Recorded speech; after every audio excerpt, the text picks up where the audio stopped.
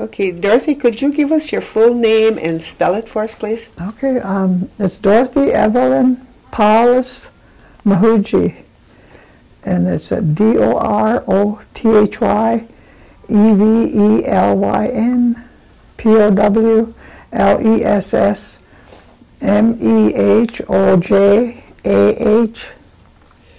Okay, where were you born, Dorothy? I think I was born here at Oneida, Wisconsin here. And what was the date of your birth? On May 7th, 1932. Okay. And what were the names of your parents? My mother was Margaret Stevens Powless, and of course my father was Mark Powless, or Mark Noble Powless. Okay. And were they born in Oneida, do you know? Yes, they were both born here, Okay. Yes. And did your father have any brothers and sisters? Oh, he came from a big family. I think it seemed like there might have been 10 or 12 of them. Oh, could you give us the names of the ones that you remember? I just know the ones that, and I don't know if my Aunt Ella was the oldest, but she was a sister that lived, and then my Uncle Coleman, and then I think my father, and then my Uncle Eugene. Okay. Yeah. And you didn't know the other ones? No, and then we had and all those people, all that big family, we only had one first cousin out of the whole, and one of the, I don't know, it was a sister or a brother went off to Chicago somewhere and married, I think he married a white woman, and they had one child, and then years later that child came back to Oneida. And what was her name? Her name was Margaret, yeah, but I don't know the last name. Oh, okay. Yeah. And did she stay in Oneida then, or did she Yeah, move then away? she stayed around Oneida, and she even stayed with, I can't remember, I think she was, Auntie was still living, Aunt Ella was still living, and she kind of took care of her till she passed away. And then she stayed with the two brothers, my Uncle Gene and my Uncle Coleman. Of course, my father was already passed away, deceased, yeah. And what was the name of your grandparents? My mother's dad was Ed Stevens, and I think her mother was Anna Webster. Hannah. Oh, Hannah? Yeah, see, Hannah. Oh, and then I didn't know my father's, folks at all. I think his dad was John Powless, but I don't know the mother at all. You didn't know her name at all? Know her name, huh? Okay. And did your mother have any sisters and brothers? Yeah, she had 3 brothers, but they all died, as young people. I think the oldest one maybe been about 13 or 14. Did you know their names? No, Okay. Did your mother ever talk about her education when she was young, growing up? Oh, I always kind of angry at them because we never learned to talk Oneida. And we used to sit around the supper table and they'd talk Oneida back and forth and never talk to us kids. And we didn't, we picked up a few words. Yeah. But Mother was, can you imagine, she was 6 years old, didn't know how to talk English, and her mother had to bring her to the train station and send her to the Indian school. And she said, she went off to Indian school at that young. And she said, luckily there was an Oneida lady working there, and she helped them. They were able to talk to her. Do you know where the school was? At Toma. Toma? Toma, yeah. Was it called Toma Indian School? Yeah, it was Toma Indian School, Okay. And how long did she stay there? Oh, I don't know. I don't think she stayed very long, but I don't know. Did she go to any other school besides that one? No, she never talked about any other school. Did she ever say how she got back home? No, No? Never. And us, you'd think we'd be curious, but we weren't, we just didn't pay. And what about your father? Did he ever talk about his education? No, he never talked, he never even talked, where he went to school or anything like that. Oh, okay. But, and there was that Indian school out in Pennsylvania or Virginia, Carlisle. And I think my Uncle Gene went there. Oh, okay. But I don't think my dad or Coleman went. Did any of your other aunts or uncles ever talk about their education? No, no. Even my grandpa, we knew my mother's dad. We knew him, but he was, just a typical Indian man. What about your Aunt Ella? Was she into anything with education? She was, and you'd think she would have encouraged us, because Because it seemed like she got an education, but I don't know if she got an education or if she worked in Indian schools as a matron in the Indian, out in Pipestone, where there was a big Indian school out there. She worked there as a matron? Yeah, she worked there. I'm pretty sure as a matron, I don't think. Did she work in any other Indian schools that you know of? Not that I know of. Yeah, and I knew she, because she was always away from home, and then they'd come home to visit, yeah. Oh, okay. Did you know when your parents were married, the date of their wedding or anything? I think it's coming up in April. They were married in April? In April, and it probably had to be the year Johnny was born. When was he? Because I think 1924. It must have been the year Johnny was born that they got married. Yeah. And did what was their church affiliation? With this Episcopal Church. Episcopal Church. Yeah. Okay. And you said your mother and father both spoke Oneida? And they didn't teach you? Didn't teach us, and it's funny, because we'd go cherry picking, and Mother would be talking Indian with somebody, and they'd laugh, and what'd they say? And she'd say, oh, if I told you in English, it wouldn't even be funny. So see, that it was really beautiful art that we never learned. Was your father or your mother ever involved in any tribal government stuff? I thought my mother was, but it seemed like somewhere down the line, who was telling me just the other day that he was chairman at one time. But your father was chairman? Okay. And I can remember as a girl, we lived back by my grandpa's, and I must have been about 9 or 10. And they used to talk, a BIA man used to come there, a big fat white man, and they'd sit there and talk, him and my dad. And they talk about the New York claim. So way back then, they talked about. Of course, there's no New York claim now. Yeah, but as far as, he was a smart man, but I don't know how educated he was. I don't know. Okay. Was he involved in anything with the New York claim then? I don't know, because they talked about it a lot. That man would come often, and they'd talk about the New York claim. Did he ever travel, like, to Washington or anything? Yes, yeah, he had gone, but I can't remember, I just remember Mother getting him ready and, getting clothes ready for him, and he was gone. Oh, okay. But then, kids nowadays, nothing like that would hold their interest very long. Yeah. Okay. And your mother, she was never involved in any governmental stuff, tribal? Not that I know of. Not that I know of, yeah. I can't even think.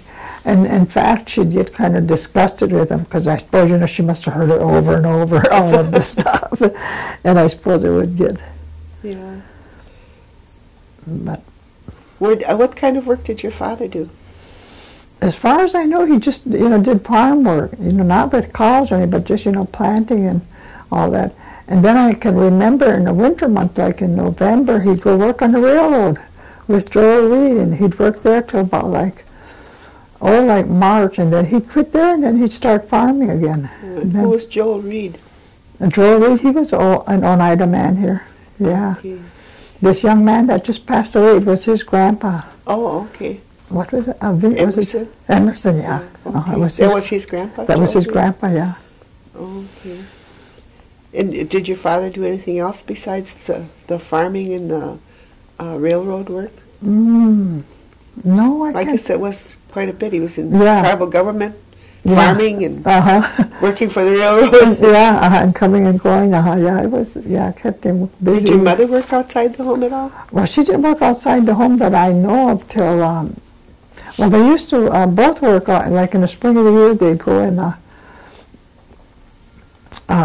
I don't know what they did. They worked in Green Bay with a couple of other Indian ladies, and they'd look at the hotel, like the Northland Hotel and the Beaumont Hotel, and it seemed like they washed walls or, cleaned the rooms and got them ready for painting. Every spring they'd do that. Oh. And I can remember him going and them doing that. But, outside of that, I can't remember him being employed, or... You mentioned cherry picking. Did you go cherry picking a lot? Yeah, we went cherry picking, but he never did. One summer he came up there, but he didn't stay very long. And where did you go for that? We used to go up to Sturgeon Bay, and then we'd go up to Sister Bay and to Allison Bay. And in that neighborhood, we'd Did you stay right there when you were? Yeah, we stayed right at where they had little cabins, and it was real neat. You know, it was real neat. They had cabins, and you could cook there, and you know, it was kind of like a summer vacation, but you know, it was still work. Yeah, But it was, you know, a good thing to look forward to doing. Yeah, and we went every year. What about yourself now? What kind of education did you have? Well, I started school at there used to be a school at the Lutheran school. Where at the was Lutheran that church, up there in Oneida at the Lutheran church. And I think I started first grade there. And then we moved by my grandpa's, and I went to Trout Creek. And that was a country a school out in the country. We used to have to walk to school. And it was how far, you know, I look back now how far we walked. Do you have any idea how many miles it was there? Oh, I would be a good mile and a half, if not further, a good mile and a half, yeah.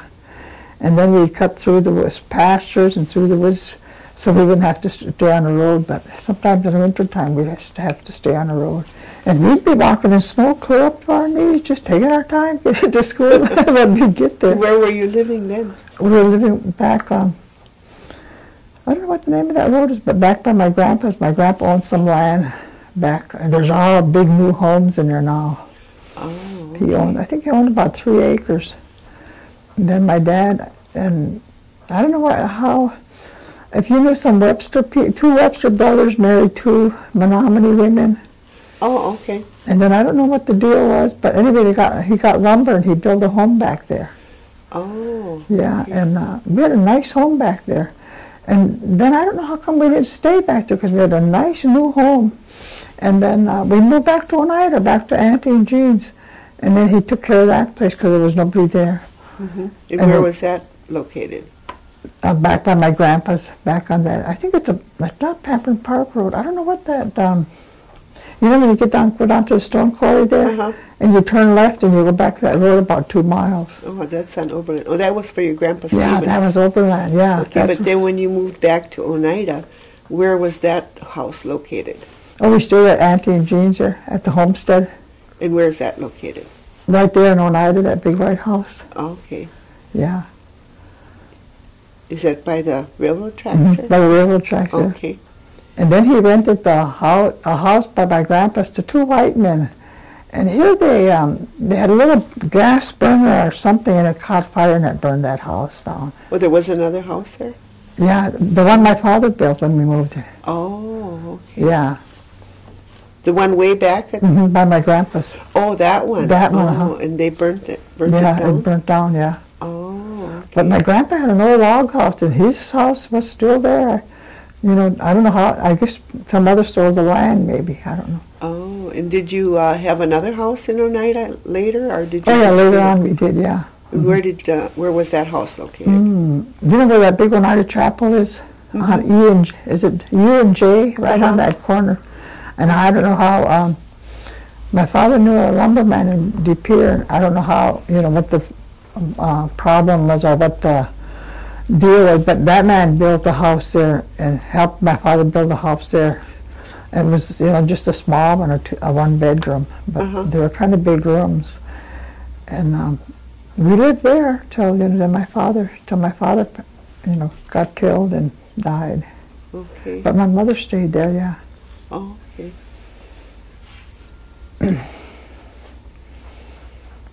Where did you go to school from the Lutheran school then? Oh, from the Lutheran school, then I went to Trout Creek. Then when we moved back to Oneida, then we went to the mission school. And that was here in Oneida, by the church? Yeah, across the street here. Oh, okay. And we had, in the morning we'd get religion, because I had sisters used to live in this house. And then we'd have, our teachers would come from Green Bay, and then they'd teach school. Okay, and then where did you go from there? Then I stayed there till I graduated out of 8th grade. Then I went to Washington Junior High in Green Bay. Okay. And then I just stayed there.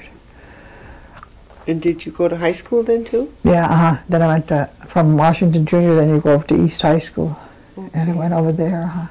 But then I quit a semester. For some reason, I quit school for a semester. Then I went back to school. I don't know if, because my father had got killed and mother was working. And then I went to the vocational school for a semester. Then that next year I went to Seymour. And I don't know if I went 2 years or a year at Seymour. And then I graduated from high school in Seymour. Okay. And do you remember how your father died? Yeah, I remember. I don't know if you know a man, do you remember a Barton Schuyler? Uh-huh. He used to sit at that tavern up on the corner there. Mm-hmm. And one day I was coming home, and I came around the corner by that tavern, and he was sitting there. And he said, "Boy, you're going to get a surprise when you get home." I said, "Oh, yeah." He said, "Yeah." He said, "Your father got killed." I said, "Oh, you're kidding. I don't believe you." And then I came on down and I got by the driveway, and I saw all them people up there. So I went up there, and sure enough, that he was having trouble, probably high blood pressure, because he'd tell my mother he'd get dizzy. Mm-hmm. And he fell backwards off the tractor and hit his head. And I don't know how long, when it was all afternoon. Mm-hmm. It could have been in the morning, because then my mother worked in town with some ladies. And she said when she come home, there was, the lunch. No, she went to a picnic with the kids from school with Margie. Oh, it was the spring of the year. Mm-hmm. And when she come home, there was no lunch dishes, so he hadn't come up to eat lunch.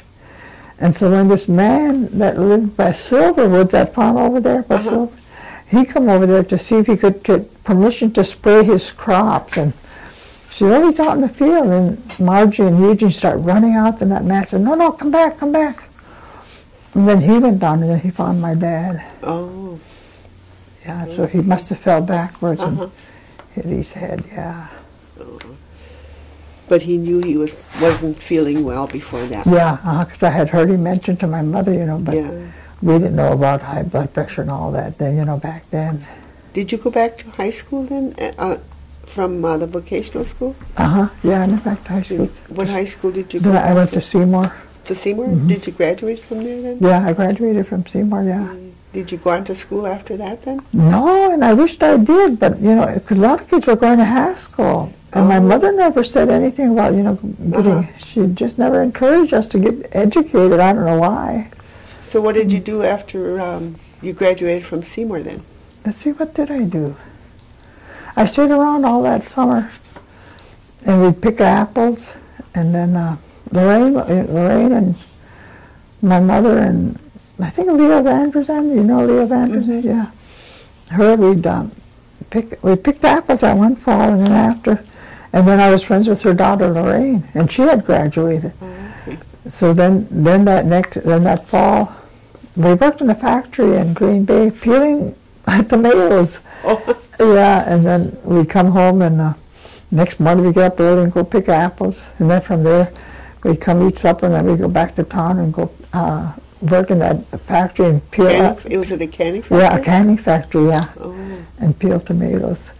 And then my mother and Lorraine was, "What are you girls going to do?" There, in the meantime, we had met the missionaries, the Mormon missionaries. Mm-hmm. And they said, "You ought to come out to Utah. You can go to school out there." And I don't know how.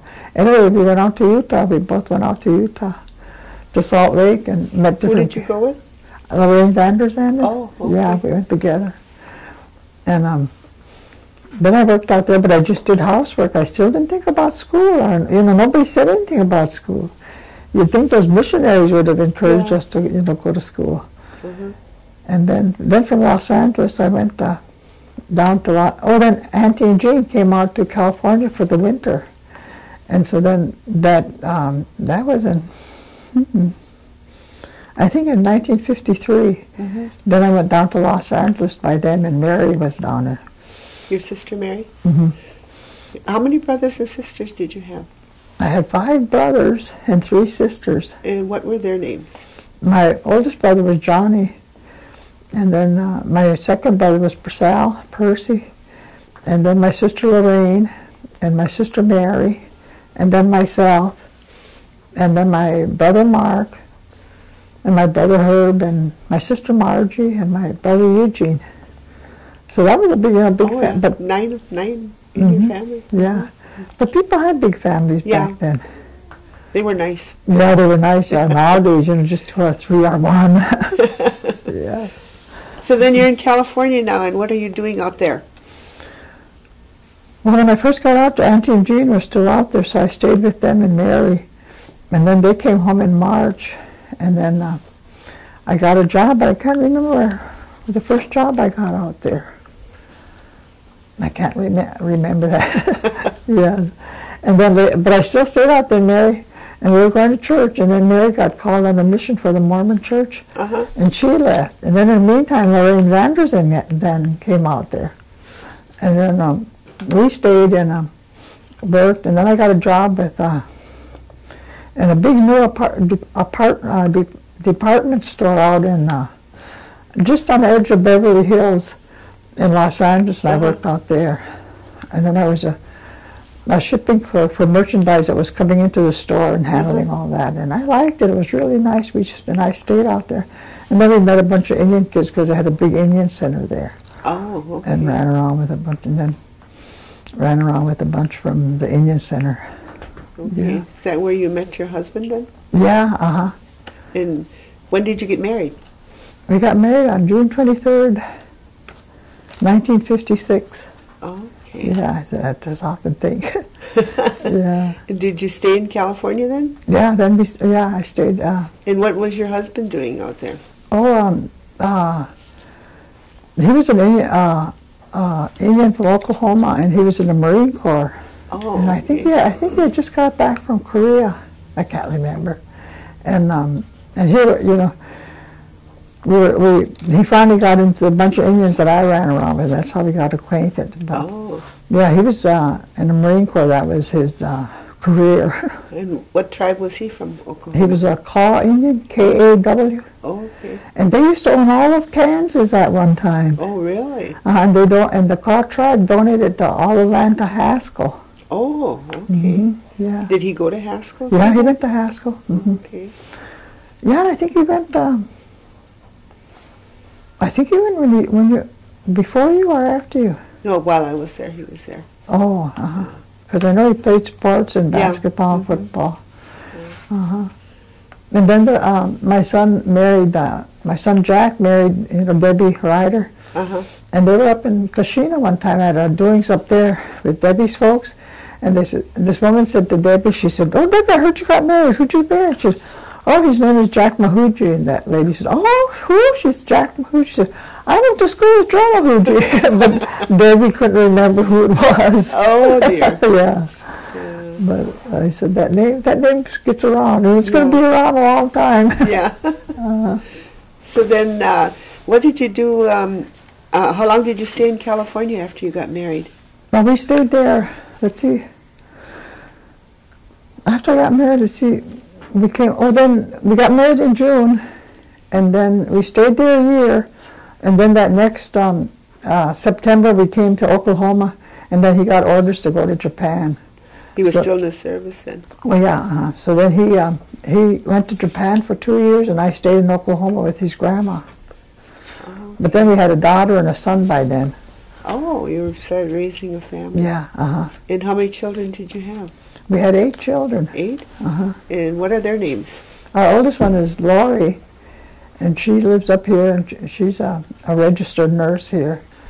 And then we had our oldest son was Joe Mehojah, the second, and he got killed when he was young. Yeah, 16 or 17. Oh, okay. And then we had Martha, and then we had Margie, and they're 2 years apart. And then Joe went overseas again, so I didn't get pregnant till we got back. And then we had Jack, our son Jack. And then he was home. He was going overseas. Oh, then he was going to Vietnam, and I got pregnant again. And I was pregnant while he was gone. And I think we had a son, Louis, and he was, I think, like 10 months old when Joe came back from Vietnam. And then he got orders to go back. And I think he went to Hawaii, but I can't remember.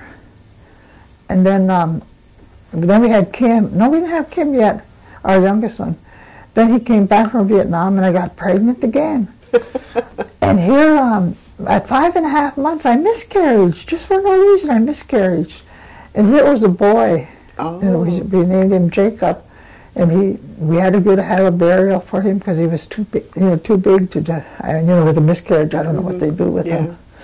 So we had to get a casket and have a burial and he was stationed in Santa Ana again, at El Toro Air Station, Marine Corps Air Station.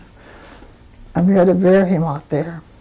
Then he finally, we stayed out there after that baby was born for about a year. Then he got orders to go to Vietnam again. And he said, no, I'm getting out, I'm putting in for my retirement. So then he put in for retirement.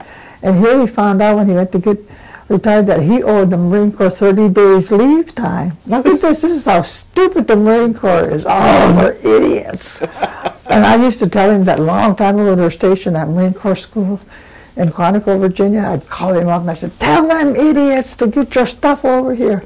Because I'd send out his clothes to be laundered and starched. And they'd never get back on time. And that one guy said, Sergeant, you're going to have to tell your wife to stop calling up here. But they are a bunch of idiots. Get this now. Then he got orders to go back to Vietnam. So, but then he owed the Marine Corps 30 days, which we didn't know. So then he said, well, I'll ship over for a year. So then he signed up for another year, and they gave him another 30 days. So while shipping over that year, we made up the lost 30 days, and then they gave him 30 more days. So then when he got out, we had 30 days on the books. So that he did retire? Yeah, then he retired, yeah. That was like 22 years by then. But and then where did you go after he retired? Then we moved back to Oklahoma. Oh, okay. Yeah. Where did you live in Oklahoma? We lived down in Mehojah, Oklahoma. It's a Creek nation. The Creek Indians lived there, and he went to OSU to school there for 2 years. Oh, okay. Then we moved back to Pawhuska, Oklahoma. Oh. And that's where the Osages live, and they have the oil. The Osages come from Missouri, and Indian Territory, they moved all the Indians into Oklahoma. Well, the Cherokees didn't like where they lived, so they moved down to Tahlequah as Cherokee Nation, because they're farmers and planters. And up in Pawhuska, it's all rocky and just a lot of rocks. You should see the rocks. And here they discovered oil, and the Osages moved there. Oh. But they were ripped off bad, too. Yeah. But then somehow through his grandma, he inherited a headright.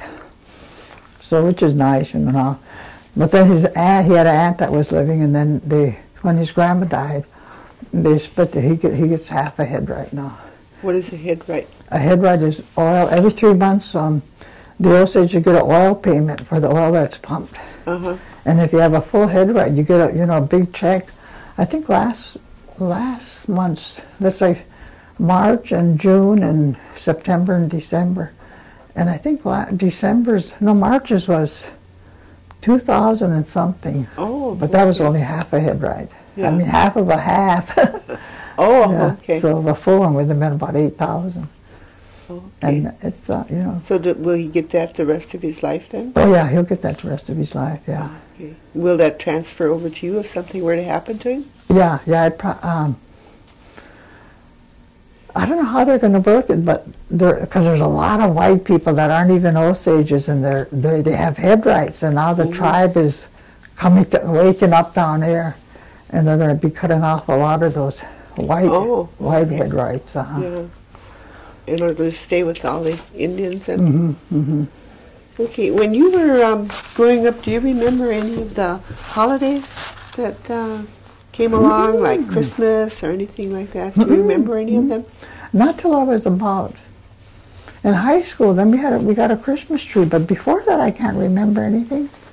And I remember one Christmas, Lorraine got the Episcopal Church used to give out toys big Christmas presents once a year to families. And I can remember getting them, but I can't remember any toys. Maybe it was clothes and food and a few toys, I don't know. But I can remember one year Lorraine got a little set of glass green dishes. Oh. And when she went to school, I'd play with them. But boy, as soon as I knew they were coming from school, I'd put them back in the box and put them away. But you know, as far as toys, Yeah.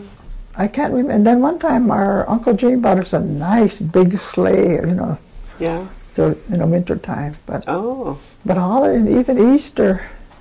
The only big thing I can remember is getting confirmed. And we had to dress all in white. They had to dress us in white at the Episcopal Church. And here I had a flower.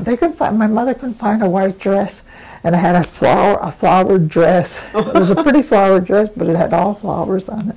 Oh. And that's what you got confirmed in? That's it. And then I don't even know, to this day I don't know, because then we had to go to confession. And we'd have to go to confession. The sisters would take us over there. And I said, what am I going to tell him? And then somebody would go in there. I said, what did you tell him? She said, I told him I was cussing. I said, well, that's what I'm going to tell him. I said, I don't know what to tell him. What could I confess? What did I to do? Yeah. Did your mother make any kind of special foods for you that were traditional foods of any kind? No, she didn't make any. No, we just had the normal, she baked bread all the time. We never had store-bought bread. That was a treat. If we had a loaf of store-bought bread, that was a treat. And if we got a package of Kool-Aid, that was a bigger treat.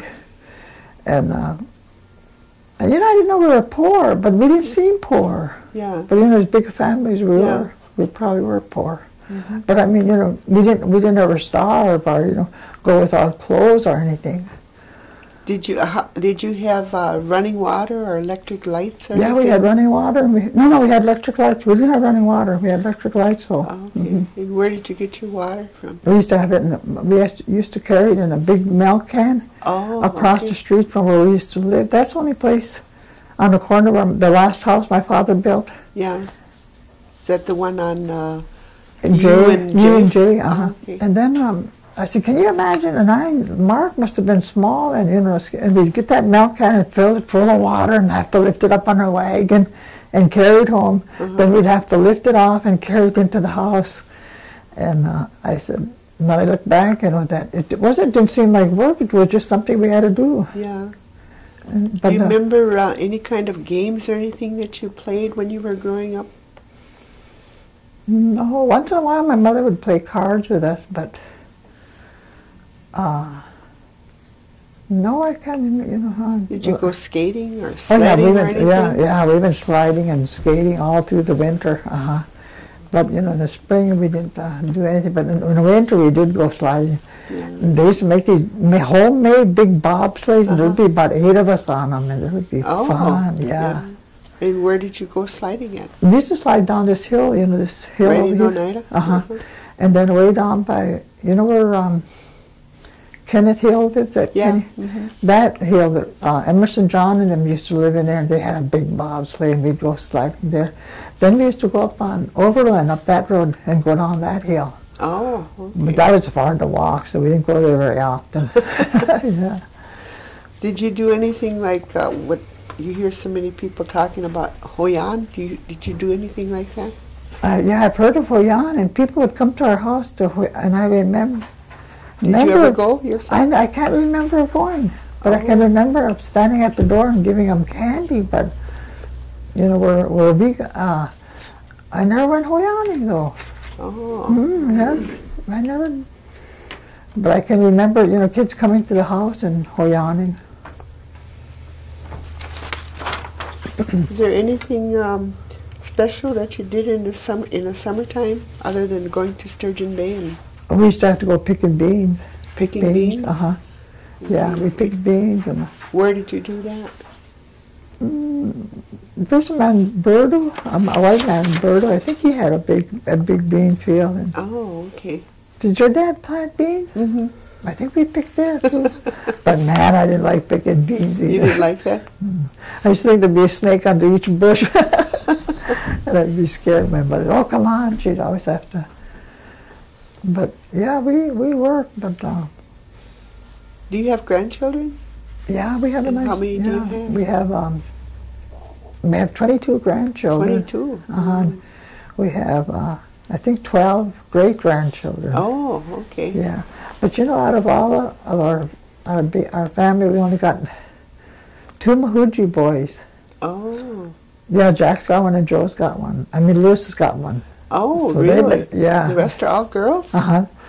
Uh-huh. Yeah, the rest are girls. Yeah. Oh, then Martha's got a boy, and Margie's got a boy, but they're not Mehojahs. Yeah. Yeah. Mm-hmm. Now, we got, I think, 4 or 5 boys. The rest are girls. Oh, okay. Mm-hmm. Do you remember any of their names? Your grandchildren? Can you give us their names? Oh, yeah. Let's see. Well, Lori's got 2 when she was married to a Choctaw. Her oldest daughter is Hushtola, and it means a yellow flower. And then the other one is Napa, and I forget what that means, but it's a Choctaw word. Mm-hmm. And then they have she has a son, and I forget what his name. We just call him Buddy, but it's an Indian name too. Oh, okay. And then she had a 5-year-old that she had cancer and died. Oh, okay. And she was just a real neat little girl. And her father was a Sioux. And then we have Martha. Buddy didn't have no kids, and then Martha had 5 of them. She had 4 girls and a boy. And it was so funny because those was Mehojah, and then Tony and Amy and Georgie and Mindy. And way back, Tony needed a liver transplant. Mm-hmm. And that was way back in the 80s when they were just starting to do a lot of them. Mm-hmm. And here they couldn't find out what was wrong with his liver. And they cut a piece of it and they sent it to some medical school out in Massachusetts, and they didn't know what was wrong with the liver. And I don't know what, and he wasn't sickly. They were just kept getting him tested. And then finally they took him to Dallas in '86. He got a transplant. Mm-hmm. And, you know, it's a shame because you think somebody has to die for him to get a liver. Mm-hmm. And he got a liver, and he was doing good. And here, and that was in January of, he got it in November, and then in January of '87 he rejected the liver. So then we had still stayed going back and forth to Dallas in Oklahoma. Mm-hmm. And then he got another transplant. On January 14th he got another transplant. And now I think he's 26. He was, mm-hmm. I think he was 7 then, and he's doing good. Oh, that's wonderful. Yeah. Uh-huh. And I guess, but he takes medicine not to reject it now. Mm-hmm. And I guess if he quit taking the medicine, he could, because there was a girl a couple of years ago, a 16-year-old got one in Florida, and she quit taking her medicine on purpose, and then she died. Oh. Yeah. Mm-hmm. And we have Margie's our next daughter. She's the 4th child. And she's got a boy and a girl, Josh and Mallory. And then Jack, and he's got 2 kids, a boy and a girl, Louisa and Jack Robert. Louisa? Uh-huh. And then we got Lewis. He's got 1 boy and 4 girls. Joe Mehojah, the 4th. He's got Jacqueline and Jessica and Justine, 3 girls. And then we got Kim, and Kim just got the 1 daughter, Erin. Oh, okay. Nice sized family. Yeah, it's a good thing. Yeah. Keep you busy. Yeah, they're pretty good kids too. Yeah, so far. Yeah. Do you remember? We always refer to it as Old Oneida. Do you remember what was in Old Oneida? At all, like stores or post office, or what was in Oneida at one time? Oh yeah, way back then. And I was telling Margie, there was Morgan's store in that big red brick building, and then there was Coonan's Tavern next there. Mm-hmm. And then there was a relief office, and I forget what the relief office was all about. But it seemed like Indian Health used to come to the relief office once a month or something, I don't know. And then there was Schrader's store, and then they had a big, not like a cheese factory, or they did something with milk and cheese in that. I never did understand what they did in that. But all the milk trucks would come to that Schrader store. Mm-hmm. And then they had a tavern across the street from Coonan's. And then they had a post office there. And then they had 2 gas stations. Or did they have 1? Was Bob Appleton? Well, I remember Coonan's had a station, mm-hmm. Then Bob Appleton came. And it was a nice little town. And we was going to Morgan's, and they had little tables like this. And there'd be about 6 little tables about this big. And they'd be full of candy, penny candy. And I can never remember stealing or, helping myself. And, because, it was tempting to go in there. And I was telling him, we were talking about one day, and my sister Margie said, "Oh, don't worry, Dorothy, I got your share." I guess her and Eugene used to go in there. But Uncle Eugene and Uncle Colin would give us a nickel or a dime and we could go there, and buy something. But yeah, Margie said, "Don't worry, Dorothy, I got your share." And it was tempting. I can remember all those tables of candy, but never thinking of picking up, helping myself. Was the railroad depot still there? Yeah, the railroad depot. Remember that? Yeah, the depot was there, but the train never stopped. Oh, okay. And once in a while they'd come out and they'd change cars or something, or switch around there. But they never took passengers. But I guess at one time they did take passengers.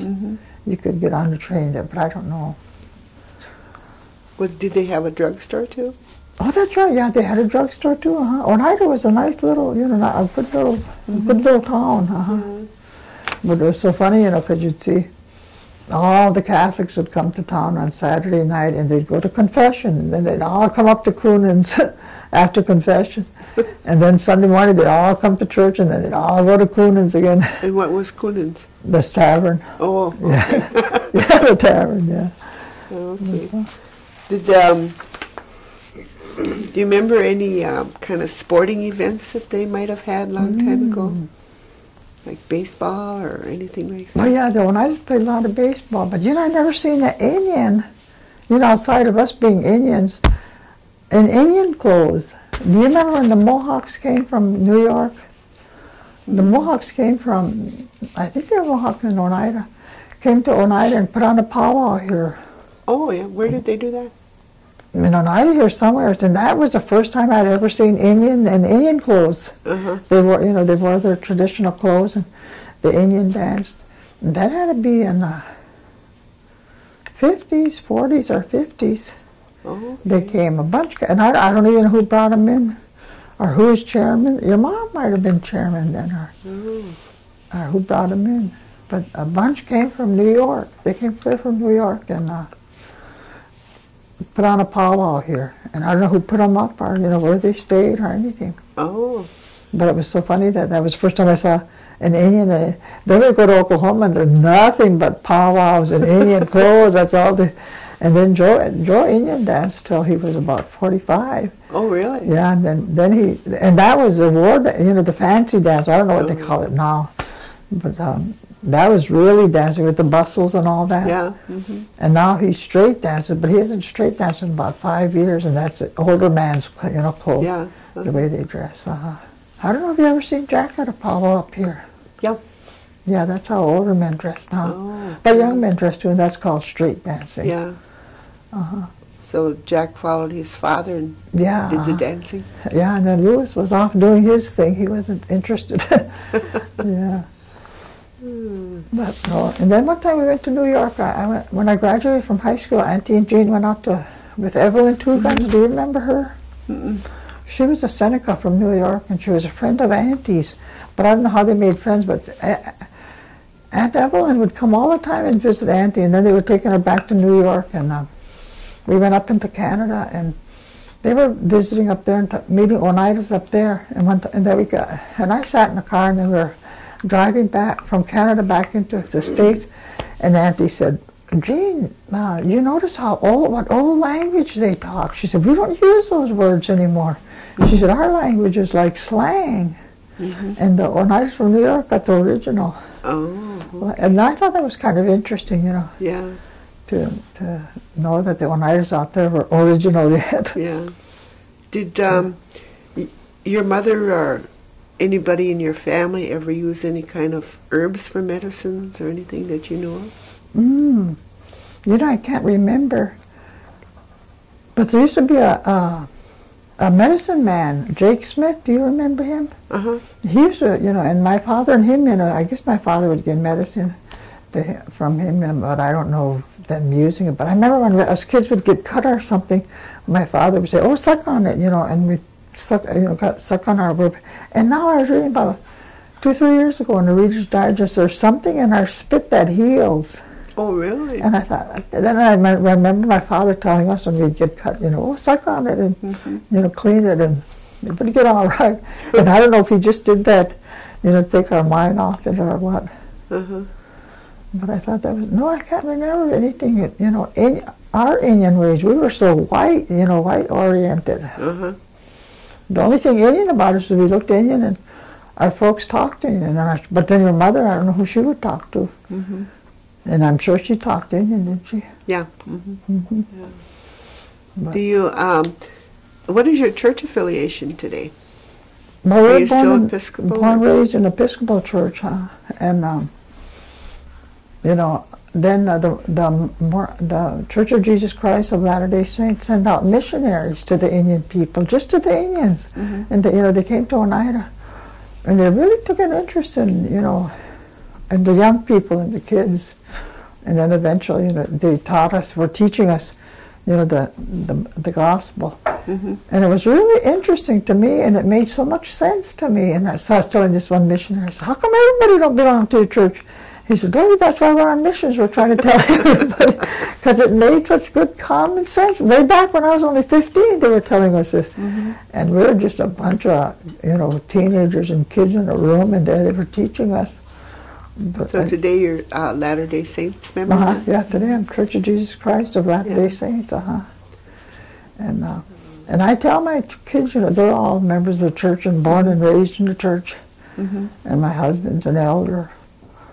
And I always tell the kids, no matter what you hear, the church is true. I said, because you're going to hear a lot of bad things about it, and people will be putting it down. But I said, you kids always remember the church is true. And it is, this is the gospel restored in our day. And the Bible says, Jesus says in the New Testament, I'm the same yesterday, today, and tomorrow. So if they had the church back then, why shouldn't we have it today?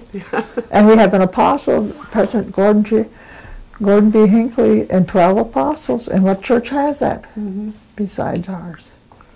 So back to the tribe, did you ever, well, you did say you knew about the New York claim, but what do you think about the New York claim today? I don't know much about, it seemed like the Oneidas left land back there and should be paid for it, but all I know now is that they lost it and they turned it over to some casino or something. That's all I know. Or the governor of New York took it over or something. So you're not too familiar with the New York land claim then? Because, I don't know. Do you, as an elder, do you take advantage of any of the elder programs that the tribe has? No. How about the health center? Do you go to the health center? Yeah, we go to the health center, yeah. Okay. So you don't know that much about the elder programs then? And then the health center. This is in Oklahoma, and I don't know about up here, but I said, if those doctors can't make it in the white world, and they can't make it in the Army, they send them to Indian Health, we get them. And those ones in Oklahoma, I think they were the ones barely made it anywhere. But, so you use both facilities, in the one in Oklahoma and the one here? But I haven't gone in a long time. Our daughter's a pharmacist tech, and she gets all my medications. Does she work at the pharmacy in Oneida? Yeah, Oh, okay. Yeah. And she's up on all the medicine. And I said, you should go back to school and be the pharmacist. Yeah. Because they have to catch their mistakes. And yeah. One time this Indian man brought some medicine back. He said, this medicine don't look right to me. And this was out there when and sure enough, it was the wrong medicine. But I guess it's a good program, the Indian Health, I'm sure. Okay. Do you have anybody that goes to the tribal school from your family? Any of the children, your grandchildren? Yeah, I got 2 great-grandchildren that go to tribal school, yeah. No, I think I got 4. I think our daughter Martha's got 2 grandchildren that go. And then I think Jack and Debbie's 2 kids go to tribal school. Do you go to a lot of their activities that they have? We miss them. We always miss them. We're always in Oklahoma when they have them. So you travel back and forth between Oneida and Oklahoma then? Yeah. Oh, okay. But I don't know where my nephew Greg Powless got it, and Jack said that he should move us up here, so they moved. And I want to go home. So they moved. We're up here till June anyway. Oh, good Yeah. for you. Yeah. Yeah, maybe you'll end up staying this time. Yeah, that's what they said, yeah. I said, but we don't have a nice home because we lived in, with the military so many years and had to pass inspection. Now I can live the way I want to live. You know, I don't have to worry about it. And we're comfortable. Is there anything that you'd like to add to this interview? No, I said, it's really good that you're taking an interest in our people, because, how many, if this program stays around, and get our elders, because, we're the elders now, and I forget that, but I think this is a really a neat program to have. Oh, thank you. Whoever we do our best with it. Oh, yeah, but it sounds like, and I was talking to Mary, it sounds like, a real good thing. Do you guys got anything back there? Did I miss anything? No, actually, this was an extraordinarily positive interview. Oh, thank you. Well, Okay, well, we want to thank you, Dorothy, and they'll unhook you. Oh, good. And Is it getting cold? Getting cold.